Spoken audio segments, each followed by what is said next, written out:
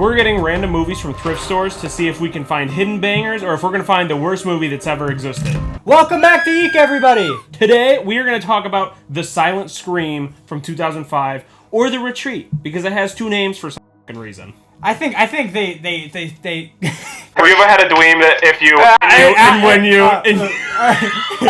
I think they got rid of the Retreat name because there's a lot of movies called The Retreat. Let me put them right here. I didn't even look this up. I'm just guessing. I'm hoping there's a bunch of them. There's got to be at least one more. Yes, but we don't want to waste your time, so we're going to get right into this phenomenal flick. The tagline for the movie, when the hood appears, friends disappear. Alright, so the movie starts with our whole cast of characters. They're college kids in their college class.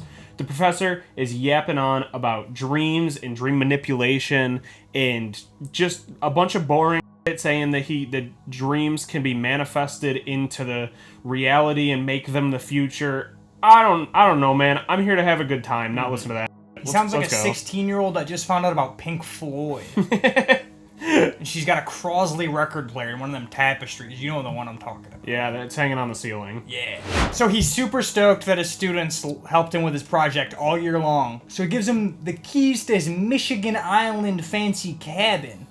A bunch of college kids. Can you believe that? Sounds really gross and perverted to me. I don't like it. It sounds like a weird, fucked up Twilight Zone version of Glee. So for whatever reason, one group arrives early. And they show up in a lot of vans. There's like so many vans. This college campus has so many vans at their disposal. Like creeper vans. Like white, no-window creeper vans. Yes. But for some reason, one of the parties that's going, which is just two guys, are in this really like Toyota Corolla. And then there they are, almost at the camp. And the Toyota Corolla breaks down. And nobody gives a shit about them. Nobody cares to go and check on their homies. They're like so far back. Yeah. Like they broke down like way the fuck back there. They're in the middle of the woods. Yeah. Broken down. Yeah. And let me tell you, they started partying hard immediately, and they were horny as Yeah, and let me tell you, it's like really like they're horny. It's really uncomfortable. There's like really long scenes of just like sex. I wasn't convinced that I didn't just accidentally get tricked into buying porn at Goodwill. Steamy sex for free. He stole it from Goodwill. Buying porn at the Goodwill at 3 a.m. Gone wrong. Gone sexual. That's our title. Around this point's where the first death happens. These two horny motherfuckers go into the woods, and one by one they're picked off. And then the two weirdos that were just sitting there watching them make out just also were sat by the fire. And the hooded killer, which I believe we see for the first time right now, comes up and kills them both. You know, yeah, he does this.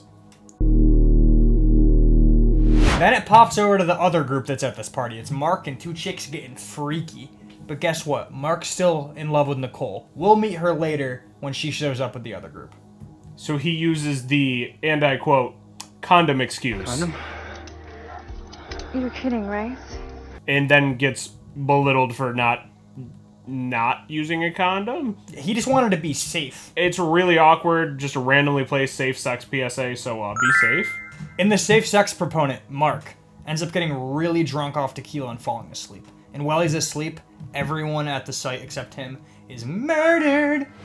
And right about now, we cut to the second group of students who are on their way to the little cottage. And on their way there, they notice the little beaten down car on the side of the road. And they're like, hey, isn't that weird? I think that's weird. Well, Nicole is like that. No one else, really. No one else gives a shit. I can't emphasize that enough. Nicole is the only person who cares. Nicole's a good guy. Nicole is Mark's ex. So she's the closest to her. He's so in love with her. Yeah. She's the closest. Her so bad. She's bad. She's the oh my god! She's the closest that we're going to get to a main character for this movie. Yeah. So, right about now, they also briefly just name drop that she's a black belt in jiu-jitsu, by the way. So, yeah, she's sick. She's fucking nasty. Yeah, so she's rad. And then everyone else in her big ol' white creeper van eventually just gaslights her into believing that, hey, it's a normal thing for your friend's car to just be broken down and dead. It is. Yeah, that doesn't happen to you all the time? On road trips, your car... All the time, and they're dead every time. Yeah, and it's dead as disco. Okay with it. That's what they say. Yeah, when their car breaks down, he proclaims... This car is dead as disco. So that, in case you were curious how dead it was, it's dead as disco. If you were, like, 23 years old in 2004. Let us know if people are saying dead as disco. I can't imagine that's the case. Yeah. Once they finally arrive at the cabin, they get out and immediately find a nipple on the ground. It's They so find a funny. human nipple that looks like a pepperoni, except it's a nipple. Like, They just pick it up and they're like, what is this? What the heck? I never seen nothing like this in my life. Yeah, but they don't do that. But they're all like, oh, they're just such tricksters. They're real Oh, pranksters. you motherfuckers with your nipple pranks again! You know how many shops in Michigan in 2005 were selling fake nipples? God, it's off the fucking charts. The second group ends up only being able to find Mark. Everybody else is missing. Except for the nipple. Except for the nipple. There is somebody's nipple is lingering. Naturally, Mark ends up becoming the suspect because everybody's gone! Where'd they go? And that dude does not know what's happening. He is so drunk, he's like, what are you talking about? And we're gonna cut through the hoopla a little bit here. Everybody starts dying. Everybody's just getting chopped and cut and murdered and drowned. What murder? Everyone's dying. This is a slasher movie. And one thing I will say is there was a lot of slashing. There was a lot of deaths. They happened pretty often. And a lot of them were really cool. We'll get into that later. At this point, it starts to really kind of drag a little bit, so we're going to kind of cut it out. Basically, a lot of people die. Everyone except for Mark, Nicole, and Nicole's friend Chloe that's been running around with them the whole movie. This is our little trio right at the end. They get attacked, survive, attacked, survived, like multiple times. Then Have you ever seen a slasher movie? It's that. It's that, but probably a little bit worse than whatever you're thinking of. Yes. And then at some point, Chloe goes missing, and Oh God. No, Chloe doesn't go missing. Chloe doesn't just go missing. What happens is they're walking through the woods and they decide to take a little nap so they can gain their energy up to go fight this guy. They decide they're not running, they're gonna have to kill this guy. So Mark's like, all right, I'll keep watch. And then it cuts to them waking up. Mark's laying down like this. He goes, I think I fell asleep. He was laying down with his Tootsie pajamas on, going honk shoe, with a little nightcap on. He goes, I think I fell asleep. And then now Chloe's gone. He starts looking for her with a candlestick. He did. I'm telling you, we have the director's cut. And then later on, they end up finding Chloe, who's fighting him 1v1 style. And then a couple shots later, it shows that the cabin was right next to them. Chloe was like 45 feet away, fighting this guy one-on-one.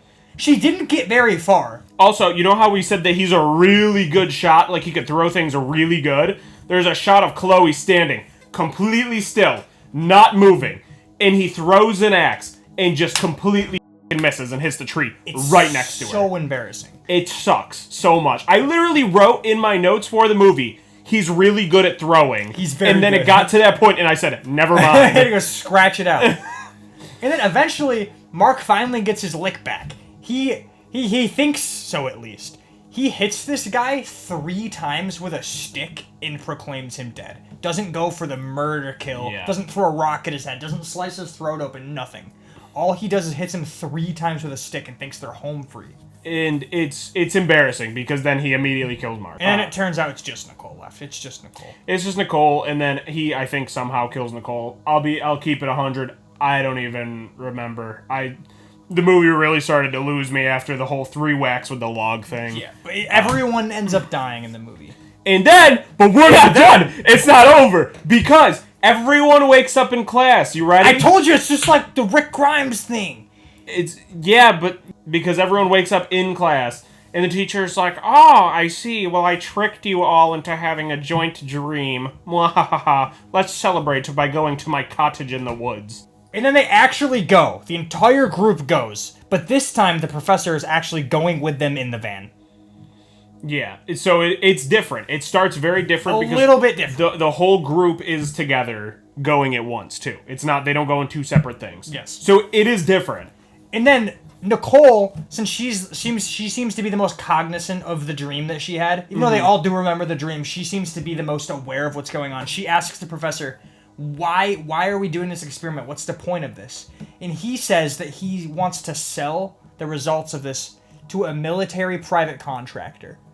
And implies that $1 billion. everyone that knows about this needs to die. That's what's implied. Yes. Yep. So that's when you see everyone kind of starts going away, and then he puts on the jacket, and it's revealed that he's the murderer. All right. So we need you to help us settle this debate, because I think that it's insinuating with him saying that the dreams can help alter the future. Da da da da da. I think it's insinuating that the movie is just about to take place now for real. But Nicole has this memory. She has an understanding of what's going on currently. So she is going to be able to easily guess what's going to happen next and assist her classmates in this. Like, I don't think there's no way that everything is going to happen exactly how it happened in the dream. That's true, but I think you're giving the creators of this movie way too much credit to even think about that. You know, They spent how many days of their life making a stinkeroo of a movie? I don't think they thought about that ending that hard. I think, although this movie was bad and the writing was pretty bad, I do think they did a little more than a lot. I've seen a lot of bad movies. It's not the worst is a movie, little bit by better any than means. most bad movies, okay? I think they would have given it a little bit of love, a little bit of... Maybe there should be a Silent Scream too! Alright, we're getting carried away. I want to find out what happens. I truly think that Nicole's going to save the goddamn day. She's a black belt, goddammit. Maybe. Please watch the movie. It's actually free on Tubi. Let Yeah. us know what you think happens at the end. Yeah, let us know your thoughts, and we're about to break down the movie and our ratings on it. So we're each going to rate a couple of items, starting with plot.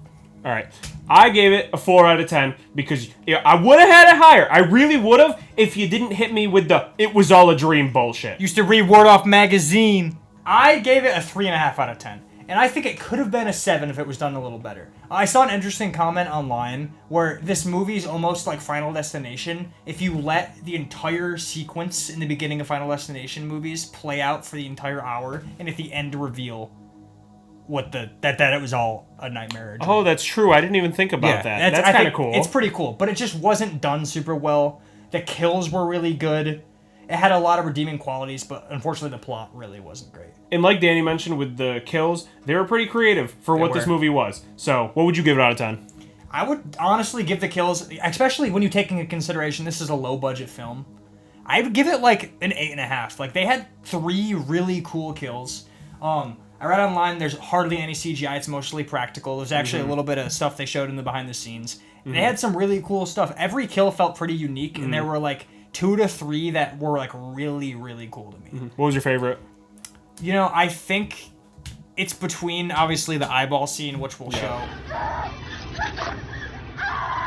and the tree kill. I think I'm going to have to go with the tree kill. I honestly gave the kills a 7.6 out of 10. I think they're good, but I'm leaving room for our future thrift store finds for we can go up a little bit. So, I think they were really sick. My favorite was probably the eye one, where a girl looks through a little keyhole and you know it's coming, but it was honestly way more graphic than I thought it was going to be. It was Sticks the thing right through and the eye comes... Before we give you our overall score, we got to do some point deductions. All right. Point deduction number 1, hooker joke in the first 5 minutes. -1. There was a clear vitamin water ad placement in the middle of this movie. May I add, this is a low-budget movie none of you have ever heard of. And there was a fucking vitamin water ad placement in it. It was so obvious. It was more obvious than in the new Superman when what's her name? What's Superman's chick's name? Lois Lane. When Lois Lane was driving the new Toyota EV and they showed the Toyota. She's like, "You want to take my ride?" It was so ridiculous. All right, and the biggest point reduction is that all of this was so that he could sell it to a private military corporation like fucking Dr. Evil Or from Lex Austin Luthor. Powers. -1 billion points for that shit. Not cool, man. Not cool. Guys, this is our first time trying out this format. Please let us know if you like it. Let us know what movies to look for at the thrift store. I bet they might be able to find it. I don't know. Yeah, there's one way to find out, so... But we gotta go. We got stuff to do. Thank you so much for watching. Please like and subscribe. We need it so bad. Bye, see ya.